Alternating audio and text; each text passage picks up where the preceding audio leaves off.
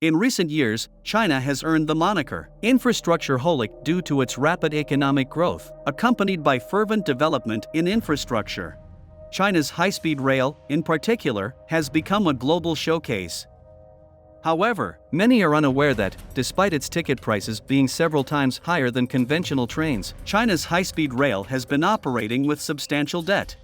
According to professional estimates, China's high-speed rail incurs a debt of over 300 billion renminbi annually. Some may raise objections, questioning why China's high-speed trains, seemingly always at full capacity, still operate in debt. What many don't realize is that China's high-speed rail extends beyond economically developed regions. It reaches the western and remote areas where the occupancy rates are significantly lower. China has many such high-speed rail routes. While coastal economically advanced regions show profitability, a nationwide perspective reveals that China's high-speed rail consistently operates in debt. In this video, we will compare Chinese and American high-speed rail, discussing the following topics. China's debt-ridden high-speed rail, reasons the U.S. is not developing high-speed rail, taking a long-term view of China's high-speed rail.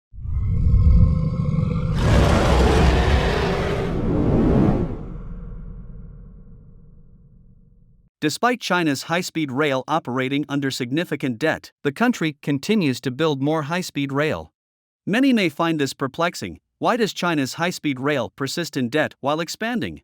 As a fundamental infrastructure project, high-speed rail not only contributes to national revenue but also plays a crucial role in bridging the gap between China's northwest and economically developed coastal regions. Before the advent of high-speed rail, traveling from the western regions to more developed areas could take a day or even more using conventional trains. With the introduction of high-speed rail, travel times have significantly shortened, saving people from spending extensive time on transportation. Additionally, the establishment of high-speed rail stations stimulates economic development in a region. The saying, "to get rich, build a road first," holds true. With the increasing construction of high-speed rail, approximately 800 million people use high-speed rail each year to handle personal matters. This number increases annually, indicating that once China's high-speed rail network is fully established, the changes it brings will be monumental. Especially in today's society, where time is equated with money, the reduction in travel time not only facilitates people's lives but also leads to revolutionary changes in economic and social development.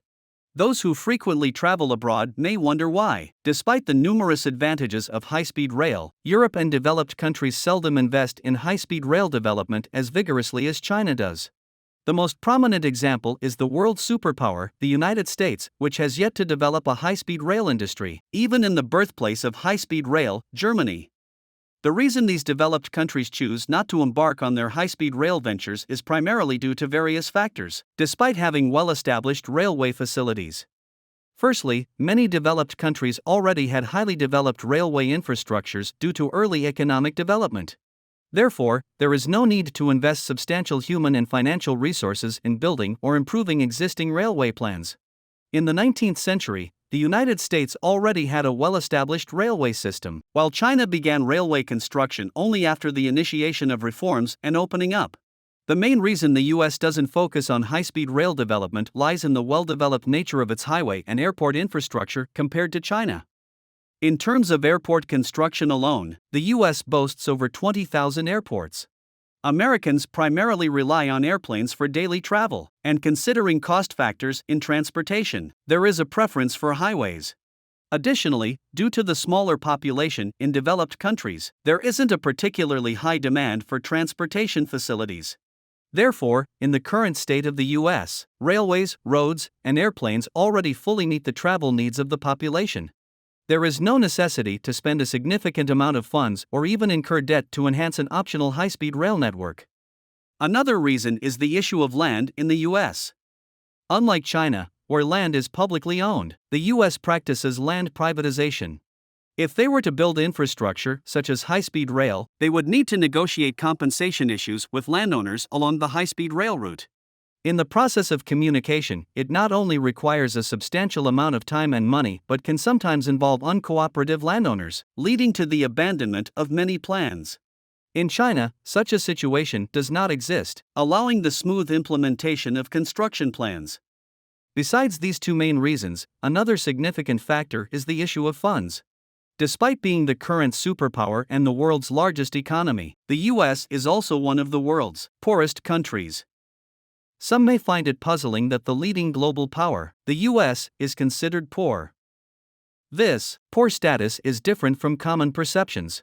Although the US claims the title of a world power and the largest global economy, it also holds the highest global debt. Even with the highest gross domestic product globally, this situation remains unchanged. In summary, the US maintains its current situation mainly by borrowing money from many countries worldwide to fund its development.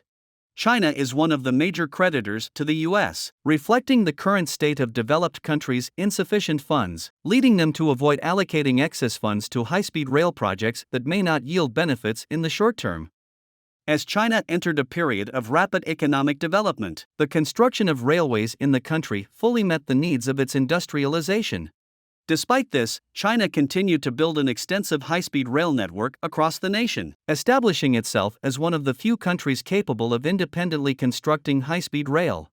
Consequently, the construction and operation of high-speed rail in China led to a staggering debt of up to 6 trillion renminbi for the high-speed rail development and operation groups.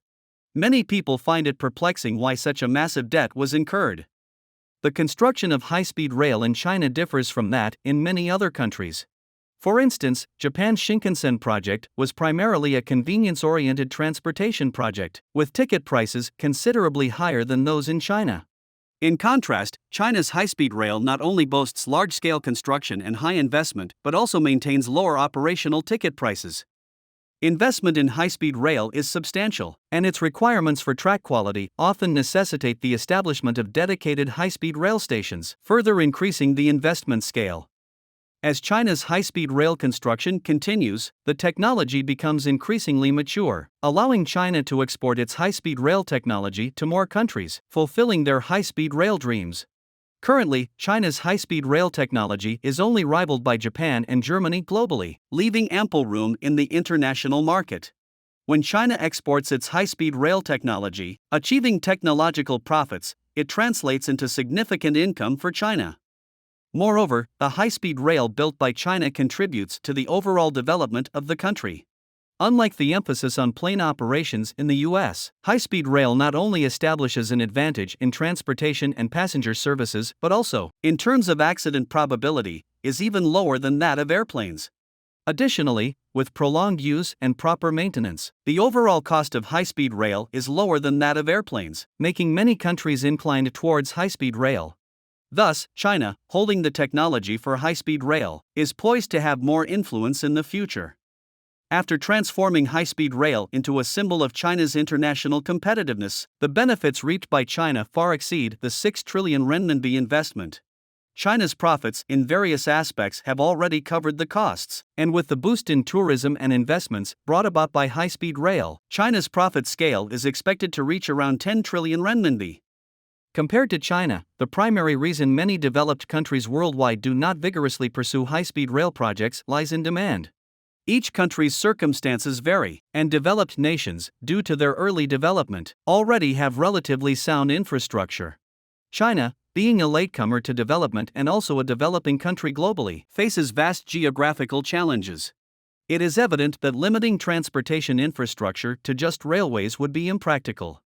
Simultaneously, China seized the trend of the high-speed rail industry.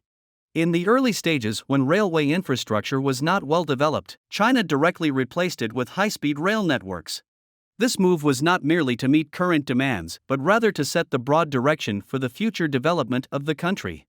While China's high-speed rail is currently operating at a debt, it is seen as a project for the century, or even the millennium, reflecting the true significance of the high-speed rail initiative. In the future, when China's high-speed rail network is perfected, the substantial changes brought about by convenient transportation will be enormous. This will benefit both regional and national overall development, illustrating why China continues to vigorously develop high-speed rail even if it means incurring debt, as it aligns with the long-term vision for the nation. This is the end of this video. Thank you for watching. Please like, subscribe, and comment. We genuinely appreciate your support.